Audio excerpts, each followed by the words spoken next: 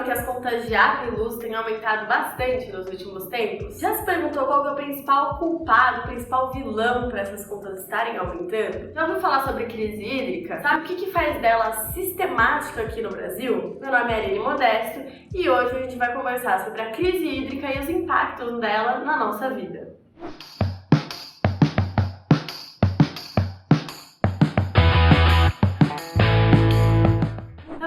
Lembra que em 2014 a região metropolitana de São Paulo passou poucas e boas por falta de água no sistema principal da região, o sistema Cantareira.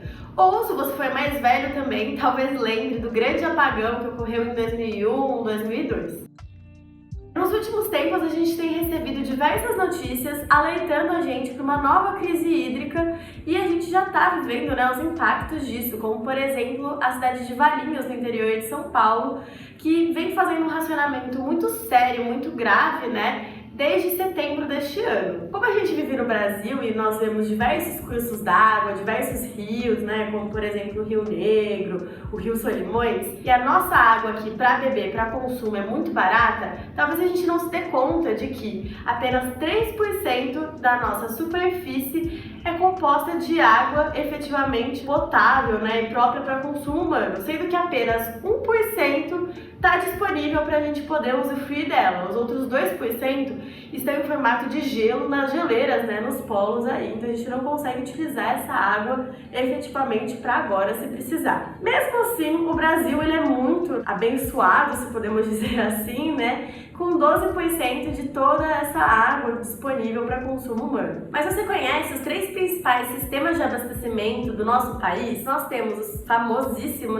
Sistema Cantareira, que abastece aí a região metropolitana inteira de São Paulo, além de talvez outras cidades. Nós também temos o sistema Paraopeba, que é responsável por toda a região metropolitana de Belo Horizonte, e ainda temos um sistema que é próprio para o abastecimento do Distrito Federal. Mas você sabe que para além dos nossos rios serem super importantes para o consumo de água, eles também são importantíssimos, fundamentais para a geração de energia no nosso país. Nós temos várias hidrelétricas ao longo de todo o território nacional, mas elas principalmente se concentram no Pará, também no Paraná e em Rondônia. Isso pode também justificar, porque a falta d'água também influencia na geração de energia. E porque, por exemplo, em 2001 a gente teve um grande apagão aqui no Brasil e pode vir a ter outros, por conta da falta d'água. Antes da gente continuar falando sobre o assunto, é importante a gente diferenciar 2 termos que são muito falados quando a gente está falando de crise hídrica, que são os termos escassez e estiagem.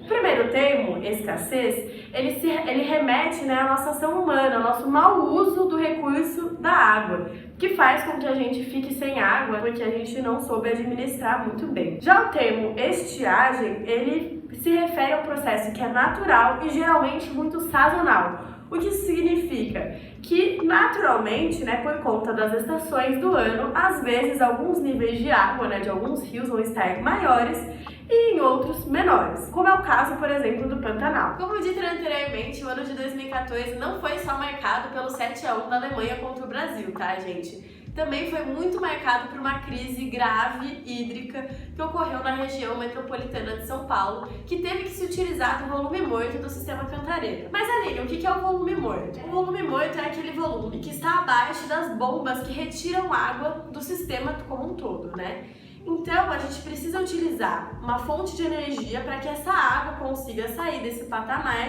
e conseguir atingir a bomba para que essa água realmente seja utilizada, efetivamente utilizada para o nosso consumo. Mas talvez você também esteja se perguntando, Aline, por que é que falta água? Por que tem essa falta de água? Porque a gente passa períodos, de escassez tão grandes e tão complicados, principalmente no verão, enfim, por que isso? E além do mais, para além disso tudo, por que tá chovendo cada vez menos nas regiões que a gente precisa? Bom, desde 2014 se levantam hipóteses de que o desmatamento seja o grande e principal vilão nessa questão das chuvas, o comportamento das chuvas, que ele influencia muito. 7 anos depois, agora em 2021, a gente finalmente conseguiu chegar numa determinada conclusão, que efetivamente o desmatamento ele influencia diretamente no regime de chuvas, fazendo elas ficarem mais intensas num curto período de tempo e mais espaçadas, ou seja, tendo diversos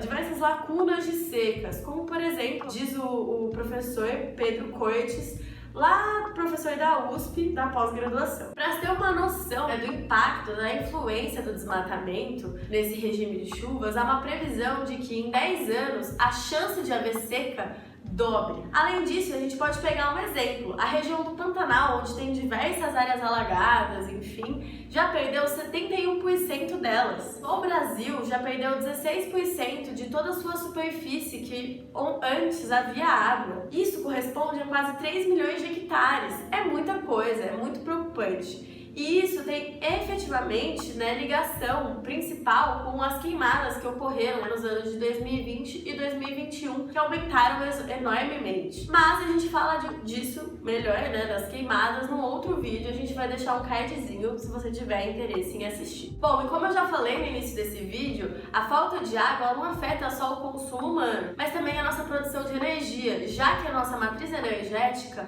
ela é, em sua maioria, composta por hidrelétricas. Como a gente pode ver nesse gráfico aqui, onde mostra as diversas fontes de energia que a gente utiliza, as hidrelétricas correspondem a 65,2% desse total, o que é muito grande. Então, se a gente tem uma falta d'água, isso é muito complicado. E Aline, como é que isso me influencia na minha vida? Bom, quando a gente tem falta d'água, períodos de escassez, o que acontece? Nós não temos a força da água ali para gerar energia, então a gente não consegue utilizar muito bem as nossas hidrelétricas. Isso faz com que o governo tenha que ir atrás de outros tipos de energia, como por exemplo as termoelétricas, que além de utilizarem fontes não renováveis, como os derivados de petróleo, também são mais caras para a nossa produção. Além disso, por conta de a gente utilizar o petróleo, há um fenômeno que acontece na nossa conta de energia que chama dolarização da energia. Mas nossa, Aline, o que é isso? Bom, a dolarização de energia é o seguinte: como a gente depende de uma matriz, de uma fonte, que é o petróleo, e ela é cotada em dólar, a gente vai ficar sempre à mercê do preço internacional da gasolina, do petróleo, e também à mercê do dólar. E como a gente vê, atualmente o dólar está lá disparado, isso influencia e muito na nossa conta de energia. Mas Aline, então a gente está ferrado então quando há essa escassez? Calma que a gente pode pensar em algumas soluções. Óbvio que a gente não consegue fazer uma chuva da noite pro dia e nos locais certos para abastecer onde a gente precisa. Mas a gente pode pensar em alternativas. Uma dessas alternativas é o falecido horário de verão. Lembra que o então presidente da República decretou o fim dele em 2019? Bom, ele tem uma função e é bem mais antigo do que você imagina. Ele foi fundado, criado por Benjamin Franklin lá nos Estados Unidos em 1874 e foi aplicado pelo presidente Getúlio Vargas aqui no Brasil em 1931. E ele aqui, não tá preocupado em deixar a gente curtir um pouco mais o sol assim que a gente volta do trabalho, da escola, mais tarde para casa.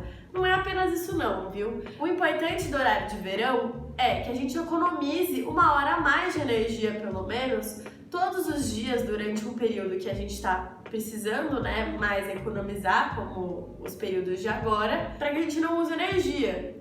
Por quê? Já que tá claro, gente, pra que a gente vai usar energia, E você pode até estar se perguntando, mas nossa, a gente aumentou o nosso consumo de energia, o mundo tá ficando mais quente, então a gente utiliza muitos climatizadores de ar, ares condicionados, enfim. Óbvio que eles interferem e muito, mas ainda assim há um pouco de economia de energia e a gente não pode desperdiçar. Outra alternativa, a não ser o horário de verão, é economizar água. Mas não se sinta tão mal por tomar um banho ali de uns 5 minutos pelo menos, tá bom? Você não é o principal responsável por esse desperdício, vamos dizer assim, de água. Sabe quem é? O agronegócio. O agronegócio, ele utiliza cerca de 71% da água que é captada no nosso país. Já o consumo doméstico utiliza cerca de 8 a 10%. Então, buscar formas efetivas, por exemplo, de irrigação de uma plantação e etc., economiza muito mais do que a gente apenas pensar no nosso consumo diário. Óbvio que é importante, viu? Isso não é uma desculpa pra gente ficar gastando água. Mas é importante a gente saber que olhar para o campo e em formas de como a gente utilizar essa água vão fazer uma economia bem melhor, vão ter um impacto bem maior aí na nossa crise sem ar. Agora, essa situação toda é um mistério para o poder público, né, para o governo em geral? Não, gente. Desde 2003 há um comitê de monitoramento elétrico que fica fazendo previsões, né, do regime de chuvas. Ou seja, nada mais, nada menos, eles precisam tomar alguma atitude, já que eles conseguem ver antes como é que vão se comportar as chuvas a partir daí, né? A gente precisa cobrar políticas públicas para que haja efetivamente uma redução de danos ali, né, para os períodos que a gente não pode contar com a chuva. Mas, Aline, então o que você está querendo dizer é que a gente não precisava chegar nesse ponto? A gente poderia tomar outras medidas diferentes das que a gente toma hoje para não passar esse perrengue todo, né, com a água e a falta de água? Sim, gente, obviamente, e principalmente investir em outras fontes de energia. O Brasil ele é muito conhecido, principalmente pela região nordeste, com a energia eólica, né? Bate muito vento nessa nossa costa nordeste e ele poderia ser muito bem utilizado, empregado, largamente utilizado. Outro tipo de energia renovável, enfim, que poderia ajudar a não depender tanto das hidrelétricas é a energia solar. Nós temos um país que está muito iluminado na maior parte do ano. Nós poderíamos instalar painéis solares em diversos lugares para poder aproveitar essa energia que vem do sol. Além também de poder, com essa costa gigantesca que nós temos, nos aproveitar das energias que vêm do mar, como por exemplo das marés, de gradiente de salinidade, enfim, tem várias outras medidas, além de efetivamente cobrar e exigir que as pessoas que mais são responsáveis, né, aí, pelo grande consumo de água, que façam lavouras mais inteligentes, economizem água onde precisa ser economizado. E é isso, continue falando sobre ciência. Somos a Sala 5.